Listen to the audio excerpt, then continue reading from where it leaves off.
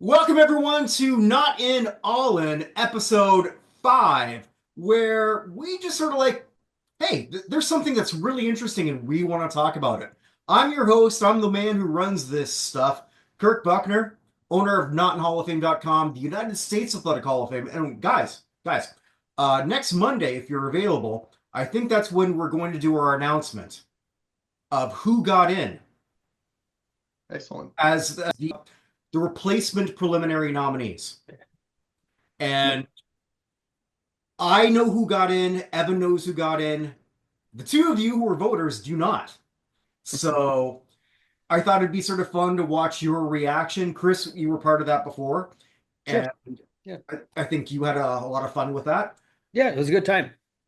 Yeah. So I still got my list here of who I voted for, so I can share that beforehand or whatever you need to. as we go, you can say up, down, sort of, fine, whatever. And sort of run with that. And Yeah. actually, Chris, I was thinking a lot about you in the last hour because we're recording this. No, it's not in a bad way. We're recording this Monday night, uh, the evening of right after the NBA draft or draft lottery, and I forgot that it was today. And are you familiar with the Kobayashi Maru? Either of you? Yes, it's the unwinnable scenario in Star Trek. Ah, Nico Harrison is apparently Captain Kirk. And while I am Kirk Buchner, and for those of you who don't know, I'm actually named after that. True story. Know that. You didn't know Are that? all Canadians named after some sort of sci-fi hero of their own country of origin? Only when their fathers drink a lot and they don't give a shit. When they're listening to my older brother who just says, name them Kirk, name them Kirk. And to which they always said, well, if you were a girl, you would have been named Uhura. Which I can just imagine sort of like how I'd be culturally appropriating stuff at this point in my life. But c'est la vie. Actually, Bones Buckner would have worked. What do you think? That's nice. Out loud. Bones was my favorite. Besides Scotty, of course. Yeah, but Scotty really let himself go. Yeah. I mean, like I let myself go, but I was never much to begin with. I mean, it's sort of like Smurf turning into Gargamel. I mean, like, what are we really doing here? But he let himself go, but he kept the Enterprise in shape. That is true, but I don't know how you reach the console sometimes. I think The Simpsons did that, or is it Family Guy? I don't know. But again, Nico Harrison created his own Kobayashi Maru, and then it didn't matter. He had his own backup. Apparently, he somehow turned everything into the unicorn. He's going to be able to draw flag. Looks like. Pay him less than he was going to have to pay Luca. Yeah, Luca was going to be due for a big raise here. Now, going backwards, I still think it was the dumbest trade of all time. And hindsight may change how everything sort of played out. Regardless, he's got to be the luckiest person ever to sort of do this. Chris, you were, and why I say I was thinking before, I tweeted before on the NHL lottery, like you don't watch it because you think it's all rigged, blah, blah, blah. Prove me wrong. I can't. Nothing tonight changed his mind on that one. No, I can't, buddy. I can't. San Antonio second, Philly third. Houston has to trade for Giannis now to stay competitive. Yeah. Well, because now he's got somebody that is going to be an automatic draw in the NBA. Luka, and I know a lot of people were sort of like pointing on his defense in his first round elimination. We all knew that he was not a great defensive player. If you thought that the Lakers were built for a championship, you weren't paying attention. If I'm the Los Angeles Lakers, I'm making that trade every time if that's sort of thrown in my lap. I would rather build around the offensive juggernaut who's 6 years younger than an injury-prone 31-year-old. I don't think I'm wrong in that. saying this is like a gift from the gods. I'm trying to think.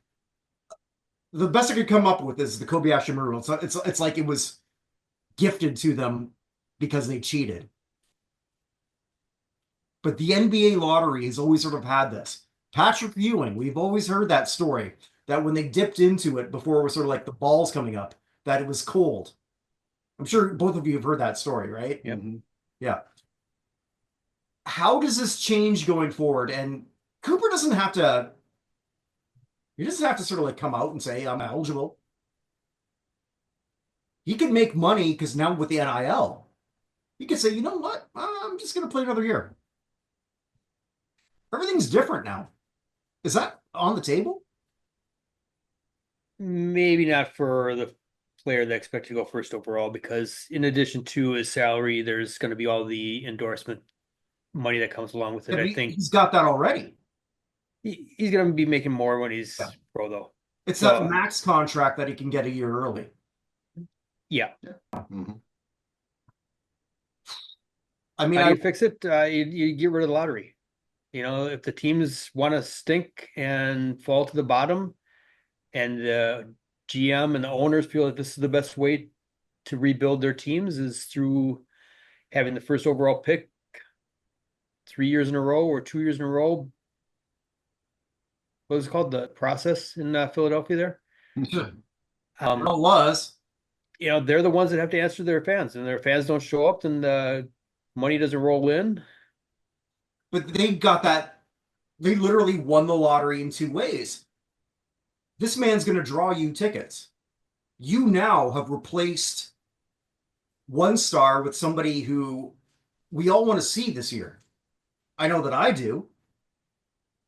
Yeah, and as you alluded to, I mean, the age difference. So you trade a guy that's maybe moving on to free agency for a guy that you have control over for some years. He has an opportunity. Seems like a squeaky clean approach. He's going to be likable. He's going to be marketable. From also, I think a lot of times we forget he was supposed to be a high school senior last year, but he skipped a year, went to college as what would have been his high school senior year, dominated that. So I mean, the talent levels through the roof. He's built like a guy. It'll be it's just interesting to see because he's just built like a guy that can, unlike Wemby, who's tall and lanky. As a Rockets fan, we remember Yao Ming and how great it was to get Yao Ming, and you just like, I don't know if his stature is going to hold up to this. Same with Wemby to an extent. Mm-hmm. And here you have a guy that just looks like, his physical stature is even. He's got all the skills. He can pass, he can shoot, he can play defense. As alluded to, the Mavericks were handed this. So, put the one, it was a 1.8%. Was that the 1.8? Exactly. Yeah. So that is like a pitcher batting in baseball, batting 0.18, not 180, 0.18. And the guy knocks a single up the middle. It almost seems like his brother was pitching or something. Like it doesn't happen like that. Maybe the most far-fetched thing I can think of is when Bartolo Colon hit a home run at age 44 or whatever it was. The improbability of this, and so I'm not a conspiracy theory guy, and it is a conspiracy if it's really happening.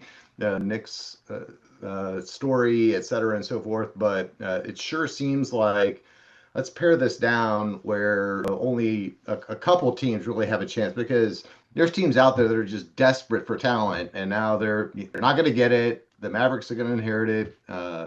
And I get that tanking sucks. Of course, I'm a Houston Astros fan, and we played that in spades in the early 2010s. We got top picks. Top picks included Bregman, Correa, Tucker, Lance McCullers Jr., all those guys that we drafted and then traded for Verlander.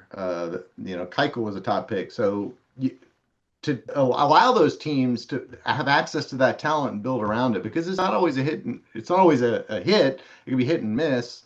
Greg Oden versus Kevin Durant. So you can go down paths where you make the mistake, but put that on the teams that deserve it, not necessarily a team that's been consistently in the playoffs. Maybe I think went to the finals a couple years ago, if I remember right. Yeah, but Greg Oden, okay, I'm just going to like retreat here. Greg Oden looked like he was Morgan Freeman 30 years ago. I mean, I Yeah. got no sympathy for like look at this guy. Granted, he's going to look the same when he's 70 than when he's 20, which is hmm crazy. And I don't think I'm wrong in that. Whether I live to see it, I don't know, but we will see.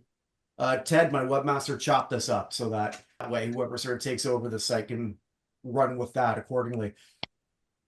But yeah, you're so right. I mean, tanking in sports does happen, but it's no bigger than it means more in the NBA than every other sport. We've seen can't miss number ones in hockey miss Baseball too, yeah. many, many times. Football, a lot. Basketball, it's very, very rare where a number one, and not every number one player is going to become a superstar. As a Raptors fan, I'm still haunted by Andrea Bargnani. Bucks But have won the lottery twice. They got Andrew Bogut and Glenn Robinson, both fine players. Neither one of them is Mhm. a Hall of Famer. Neither one of them, changed the trajectory of the team. Right, and a lot of people believe that Vlad could do this. Can he? Don't know. Uh, I have no reason to cheer against him. Uh, it just, I feel this is so petty. I just didn't want Nico to have him. I didn't even think of it as a possibility. Shouldn't have been. Like you get rewarded for making the dumbest trade in history. And to those saying, well, look, it was proven that Luka can't play defense. We know. We know that basketball very rarely it takes time to sort of gel everything around. Or let's remember when MJ came back after trying to play baseball, Bulls didn't win that year. Hockey's different. As we're not, I don't think we're going to talk about Mika Rantanen. Although I do want to give a shout out to Dave Whitlock here because if you haven't checked out what he does the Sportsman of the Week, and just where can everyone see that? LHC-on.sports.com. Yeah. And every week it's a Sportsman of the Week. And I sort of like send him a message. Hey, is this the first Finnish person? Oh, silly Buchner. No. There's been 5 Finnish winners, all in hockey, shockingly. No baseball players, no football players, or soccer or gymnastics, anything else. Just apparently hockey is their bailiwick. Well, like I told you, like you were sleeping during the 1952 Olympics in Helsinki. Right. Yeah. Yeah. Because we all need more tasks to do. This is going to be fascinating for a long time. This will be out known 30 for 30. Nico, as our friend Evan Nolan said in another group chat, Nico Harrison, Mavericks GM for life. Saved his job, although I don't know if it was ever in jeopardy. Going back to conspiracy theories, I mean, there was a lot of people who thought they were tanking also to sort of like move the team to Las Vegas. Now, what do you Find another team to move to Las Vegas. Who's next on the shopping block? in the NBA? Yeah. That's a good question. Charlotte's moved in and out a half a dozen times. Yeah, Charlotte, New Orleans. I don't know how well they're drawn down there. Yeah. Yeah, that could be interesting. Yeah. I mean, the team that never draws is Atlanta. I don't see that happening. But I imagine Mavericks ownership, from what we understand, because Mark Cuban's not the main owner anymore. So I don't know. I mean, like this is shockwaves on an epic level. None of us saw coming. I don't think anyone wanted to see this coming, unless you're a fan of the Mavericks. And you're going to pay apparently when they increase the prices again. It was already going to happen. Yeah, no, absolutely. It's sort of funny. Like I think in a previous show, Chris and I were sort of like saying there's a lot of people who don't like, if they're politically motivated, who don't like Mark Cuban, but Mark Cuban seemed to be one of the great owners in sports. From what everything that I've learned about him, He just seems to like know that balance between knowing when to intervene and when not to. If that makes any sense. Like 3 levels below what Jerry Jones sometimes I was does. gonna say CC Jerry Jones because the opposite takes place with him. Mm-hmm. I want to move on to a bit of baseball here. Wow. Last year, the Chicago White Sox were the worst team that I've ever seen in my lifetime. The worst team that somebody who's 100 years old would have seen in their lifetime. The Colorado Rockies I'm going to use a prop, hold my beer. They could be worse. I've never seen a team this bad. And as we're recording this, they're 7-33. The White Sox had 41 wins last year. So basically, the Rockies are at a pace for 40 wins. They're last in team OPS plus with 74, and only 2 players have that over, Jordan Beck and Hunter Goodman. A team ERA of 5.77 and a whip of 1.603. If that was a pitcher on your staff, you'd say, like, I guess we're demoting him to the minors. That's their staff. I looked on Baseball Reference today. Something I've never seen before. Major League wins average by position. Colorado is minus 11.3. The second closest is the Angels at -7. Worst in starting pitching for position players for that. Second base, outfield. So they can't hit, they can't pitch, and they're even the worst defensively. So they can't field. Their salary, $125.5 million, which is the lowest in their division by far. All right, so I looked at their top 5 in salary. Chris Bryant, $27 million. I don't remember the last time I saw him on a Sports Center highlight. How about you guys? Or playing. Is he even playing? No, injuries have really derailed his career, unfortunately. Oh, luckily they have him for the next 4 years. Mm. Kyle Freeland, $16 million. 0-5, 6.41 ERA. You guys ever seen Animal House? Many times. Many times? Okay. Here's the Larry Kroger of this group. Ryan McMahon at 12 million. 1 million, or sorry, 1.0 BOR, so at least he's positive. But 2 B, 2 C's, 2 D's, and an F.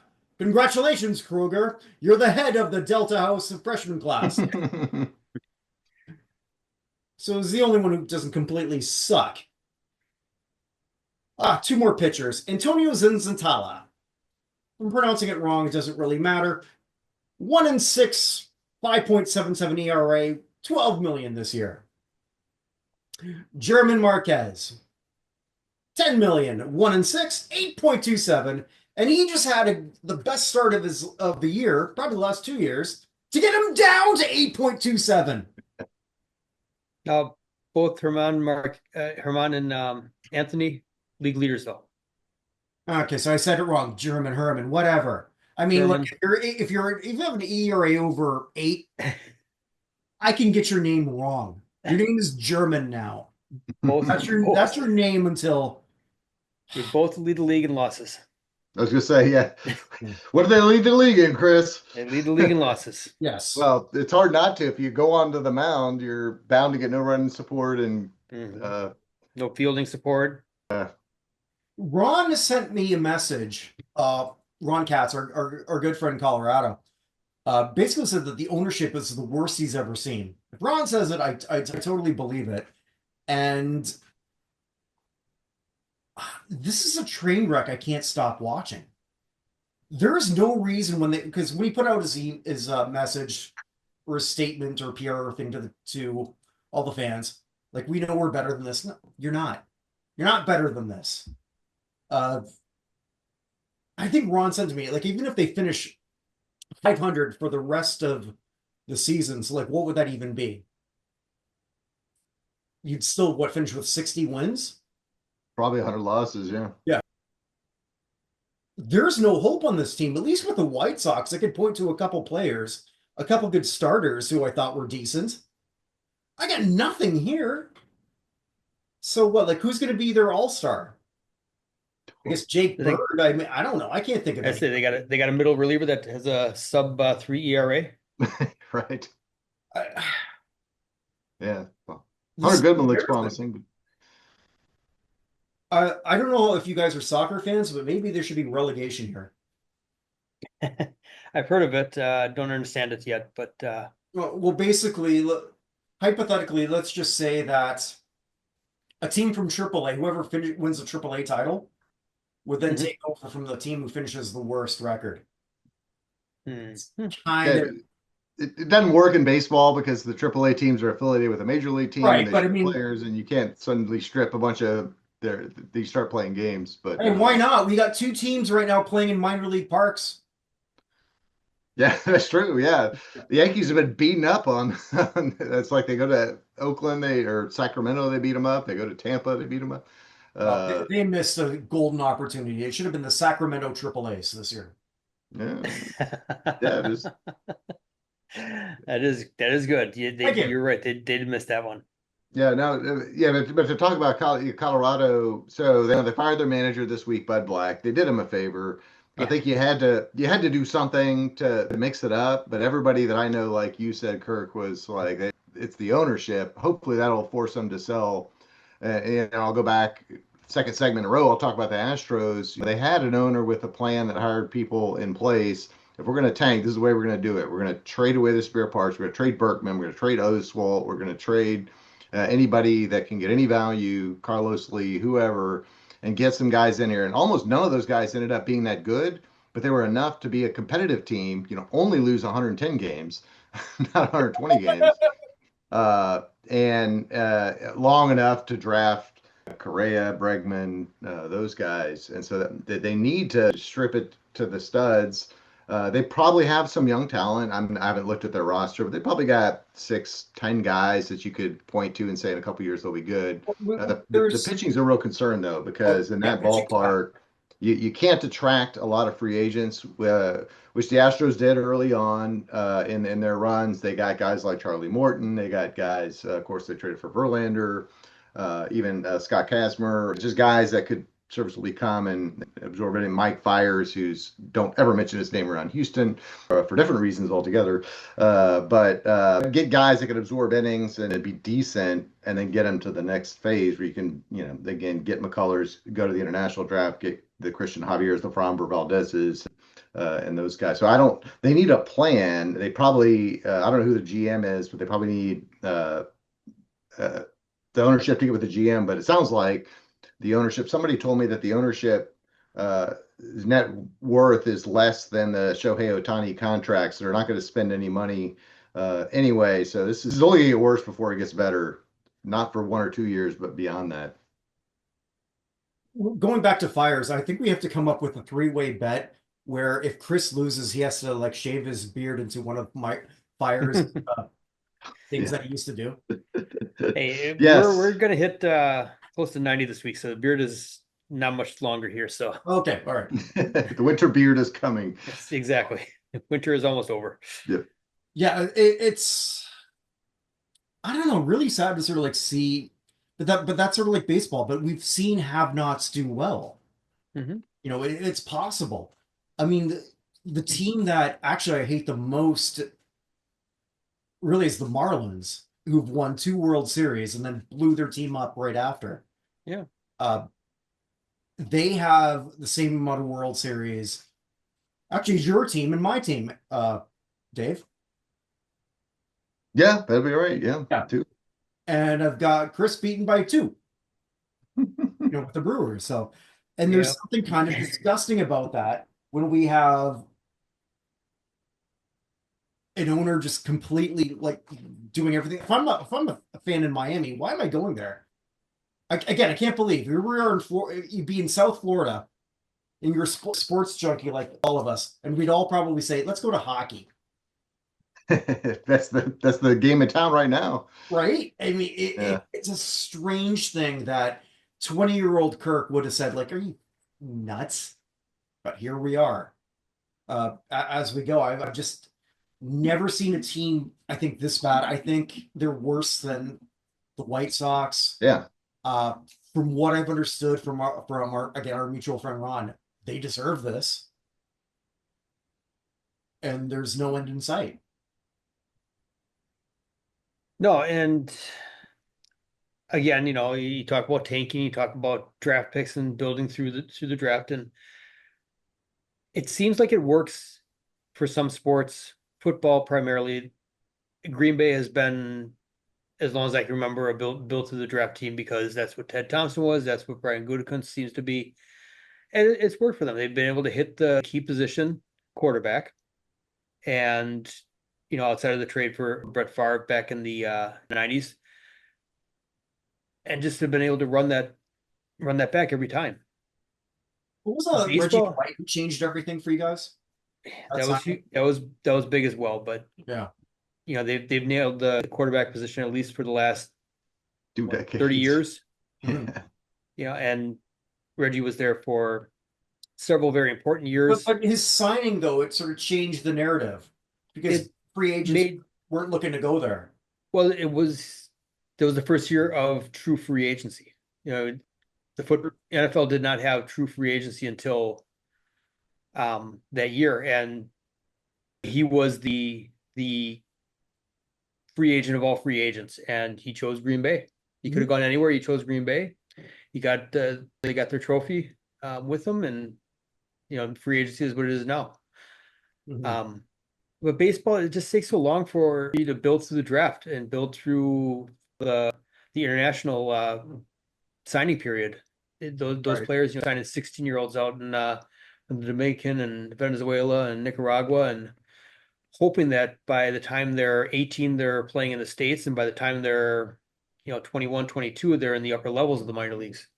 6 years later, and just you have the Astros did it. Took them how many years, Dave? About 3 5 years years. of 100 losses. So the burn down from I'll call the Berkman era until 2010, and 11, 12, 13, they were bad. And then 14, they started the return. Turn up, yeah. So it's just tough to do. And kind of looking at their roster, I mean, I recognize a couple names on there.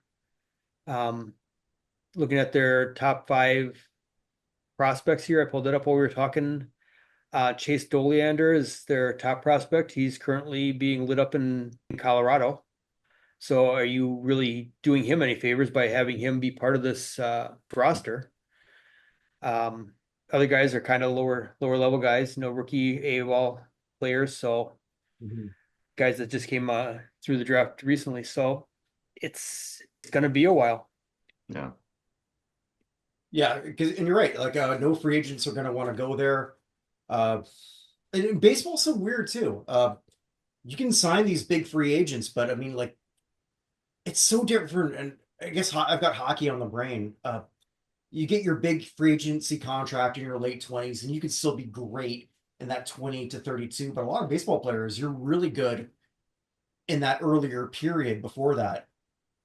It's, That's why I think you're seeing some of these yeah. teams now that are signing their players before they even really break out. The Brewers did that with Shurio. Yeah.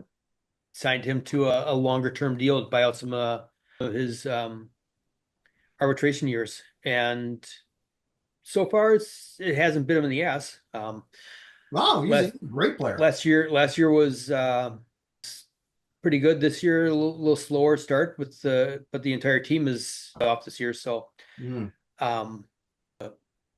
kind of goes hand in hand. He's not maybe doing as much as he did last year. The team's not doing as much as they did last year. So, but I think you're going to start to see more of that, where the teams are going to be committing to these younger players, for better for worse, at a younger age to try to buy those 24, 25, 26 seasons at a quasi discount, and kind of try to build some goodwill there with paying them earlier. Well, I think that's enough of that depth. Let's close off with let's take a trip to the massage parlor here to end this. Never ends well. No Usually happy with a happy endings. ending. Had to go there. Thank you. Well, Justin Tucker went there a lot, and here's a guy we haven't talked about. And I know this is sort of like a week removed, but I haven't talked about this on this platform here in the Bucknerverse. Justin Tucker, in my opinion, his peak by far was the greatest of any place kicker that I've ever seen. 5 first team All Pros, 4 second team All Pros. Currently holds the record for the highest field goal percentage. That could be broken. He actually went from 89.9 to 89.1 because last year he wasn't very good. He was probably the bottom 5 in kickers of the 2024 season. I think we could agree on that. Yeah, that's right. 73%, yeah. Incidentally, just to show how accuracy has improved, numbers 2 through 5 all time are all active. So Harrison Butker could take that over this year. He's number 2, which is very possible because I think Tucker's not kicking again. I don't see why, if I'm a GM of a team, if any of us were GMs of a team, why we would take a chance on somebody who, forget the toxic nature that you would sort of like get with somebody who, well, let's be blunt here. We'll say what he did. He went to a lot of massage parlors and he left some of his DNA behind multiple times. Don't know why. Apparently he's a devout Catholic or Christian. Apologies, God people. I don't know the difference. Love you all, but I don't know, so I'm not trying to offend anyone here with that, but he was a religious man, family man. Maybe not that much. Don't know what else to say here. It was a football decision. That's all you got to say. Well, it was, and I think based on how he performed last year, that's not a bad decision by the Ravens. How much of last year was, sorry, Dave. Go ahead. No, you finish the thought. How much of last year was this stuff kind of swirling around before it got public? You know, how much that was playing into his performance last year? Because up until then, I mean, he was the best. The best, yeah. And last year, you look at his stats, and sure, you know, it's 35-year-old season, but he's a kicker. He's not a linebacker playing at 35. I think this was kind of starting to bubble to the surface, and he knew stuff was coming, and I think that really got into his head last year because kicking is very much a mental game as much as it is physical.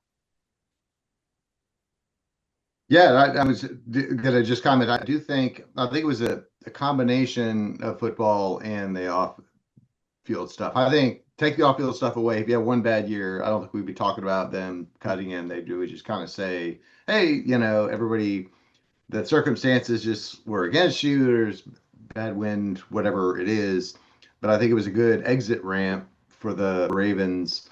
I'll bet Chris's beard shave against Kirk that I do think he'll kick again because every season we see some sort of kicker struggles. They always play for the Giants, it seems like, or some big market. If you miss 1 or 2 key field goals, next thing the rumors are going to swirl. And there are certainly teams out there in NFL in any sport, well, particularly the NFL, if you look at their history of a lot of offenses they'll overlook.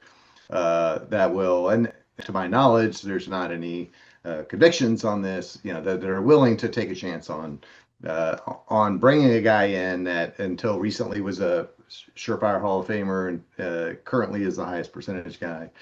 So I do think we'll see him again. I think it was perhaps wise by the Ravens, who by all accounts is a high contending team in the AFC. They don't need any distractions.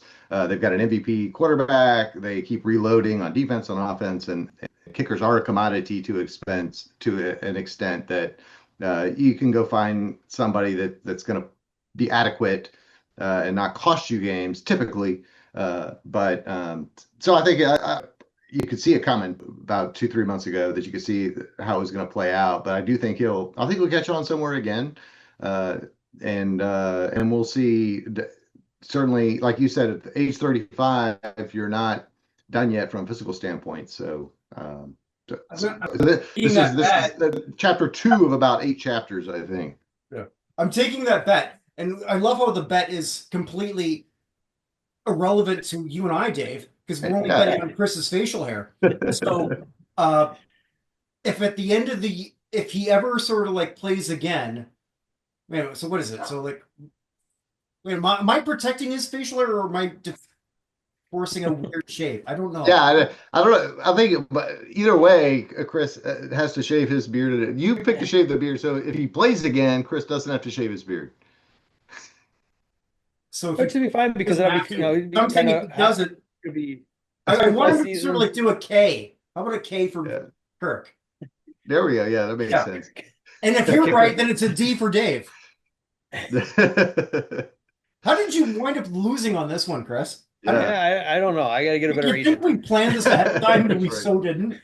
But I want to go back here because there are some people who are making a moral argument here with Tucker. And again, I want to go back to this. We'll put a pin on his Hall of Fame credentials, which I can and still will make a case for. But when we're looking at everything here with Tucker, the Ravens are an interesting team with this. In the second round pick, they took a linebacker who is Mike Green, who potentially, I don't know, was accused of sexual assault. I don't want to go any further with that. This isn't necessarily a moral thing when we're looking at this team. It's once you're not useful, you're gone. Deshaun Watson got another chance. He won't get another one because was it his shoulder? I can't remember. Achilles. It's Achilles. Okay. Either way, he's physically shot. Greg Hardy got another chance. Ray Rice did not, only because we saw the video. Bluntly. Yeah. It was a pretty disgusting video. Yeah, we saw the video on Joe Mixon too, and he's still playing. I was about to say Joe Mixon was a hero here in Houston this last year, for better or for worse. He came in and solidified the position. Was able to balance other offensive iniquities, which I had mixed emotions about. I don't think it's the same with Mixon. With Mixon, it was somebody who was sort of like coming up to him. If I'm thinking of the same video, I thought he went into the restaurant and sought somebody out. It's been a few years, but didn't that person come up to him? I mean, he still reacted horribly, and we can all agree on that. But with Ray Rice, he knocked out his wife or his then girlfriend, bad, and then calmly dragged her like a pile of garbage behind him. That was ugly. It's not the same, right? Peace. Yep. No. And they're still together today. I mean, all right, fine, but it's complicated, Kirk. Wow. Not to me, but okay. It's an interesting thing. So I guess we'll close with this.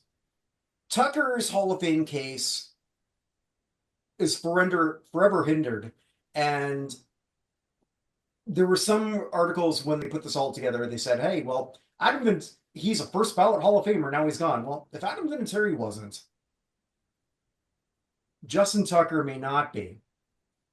Now, what do you do with him with the Hall of Fame? Because I'm of the belief, and I'll disagree with you on this, Dave. I don't think he's playing again in the NFL. No. I really don't, and it's no skin off my ass whether he does or doesn't. But and I'm sure same for you. But it's just my prediction. He's the Longhorn, but okay. That's okay. Does he have a Hall of Fame resume now? I think on the field he does. Yeah. But he's in the worst position, unless you're special teams, And what if he comes back and kicks at 75, 80% for 2, 3 more years? Is that better or worse? Is it better for him to just say this was the way it ended and judge me, or is it better to come back and have some discussion around him and then not succeed for mental or physical reasons, and then you start to say the case is the brick wall is crumbling? Oh, he's a kicker. He's got to have that moment. Vinatieri has that moment. Vinatieri, I mean, he was sort of like the anti-Gary Anderson, who had a phenomenal career, but the biggest moment of his life was a choke. But Tucker's got the he's got the records. He's got the currently the accuracy record, and doesn't he also have the distance record? He does, but that could be broken this year. Both of them could be broken this year. I mean, they could both be broken in 10 years. Depending on how the game goes. They're attempting more longer kicks every year. The game is played a little differently than it was back in the 70s, 80s, even 90s with kickers. I mean, they're so much better nowadays than they ever were. But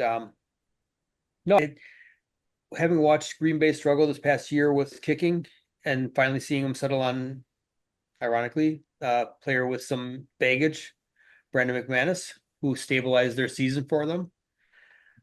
I think there's a good chance that if the police and everything kind of quiets down here for around Tucker, that he gets another shot. And it may be a short-lived shot. Yeah, maybe a short-lived shot, and maybe a couple weeks, but some team that needs a kicker at the end of the season to ensure a playoff spot. Why wouldn't you go and get the most accurate guy? Now that you got something in the game, now I get to decide your facial hair if this doesn't happen. I'm going to get rid of it by next week, so you have to worry. Say it's going to be. But in the future. Yeah. All right. We'll talk about what tattoo Chris has to get instead. Yeah, that ain't happening. No tattoos here. Guys, is there anything else we want to talk about that sort of like came up? Oh, I got one thing I really want to bring up here, and that's I know you guys aren't big into it, but IndyCar. Okay, go ahead. All right. We got to take a few minutes here to just marvel at the season Alex Palou is having so far. So there've been 5 races so far. He's won 4. The one he didn't win, he finished second. His average place of finish is 1.2. Best since A.J. Foyt in 1964. A Texan? He's a Texan. Big Tex, super Tex. He's not just winning; he's winning in dominant fashion. He had a 12-second lead going into the last 15 laps or so before a caution flag bunched the field up. After that, he took off again and ended up coasting to another easy win. So we got the 500 coming up in a couple weeks here. He's got a 97-point lead in the standings right now, which is the largest in, I don't know, modern era, really. I mean, going back to when it was still a split circuit. So what he's doing down there is just incredible. So I just wanted to take a minute and, like I said, recognize his work. I like that. But so if we were to handicap, and you and I like things like horse racing and everything else, what are his odds of winning the Indy 500? Is it even, which would be incredibly high for a field of 30 plus cars? Is it 2-1, 3-1? Yeah, I think so. They had their open test a few weeks ago, and his team were one of the top there.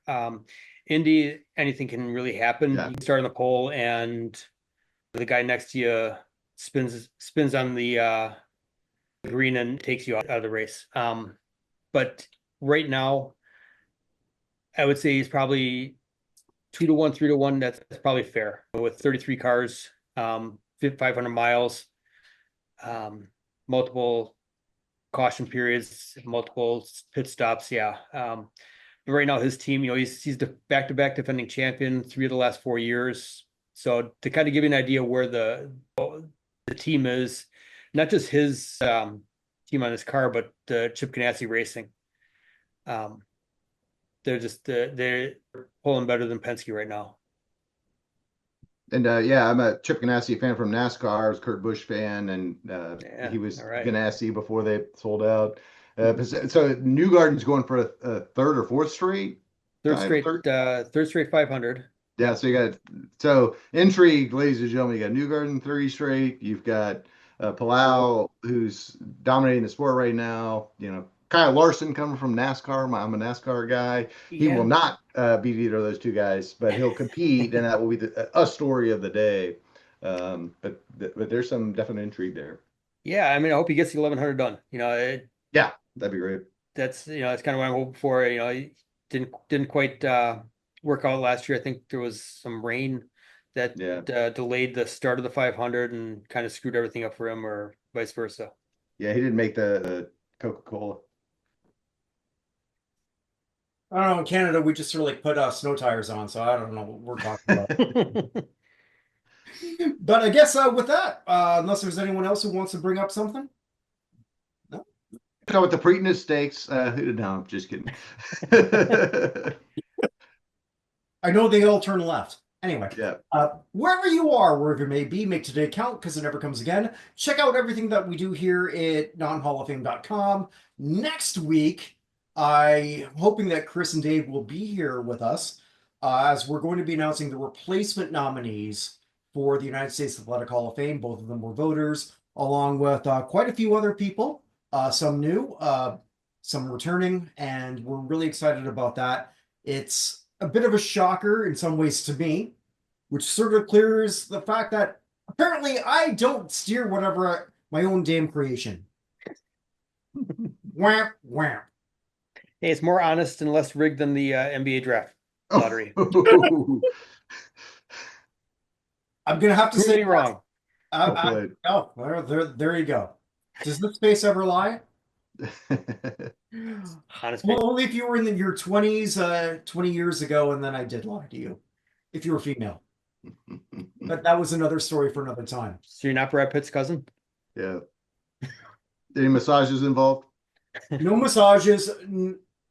I wasn't Brad Pitt's cousin, but I did pretend I was somebody else's. But anyway, I'll let you all figure that out on a later time. Take care, everybody.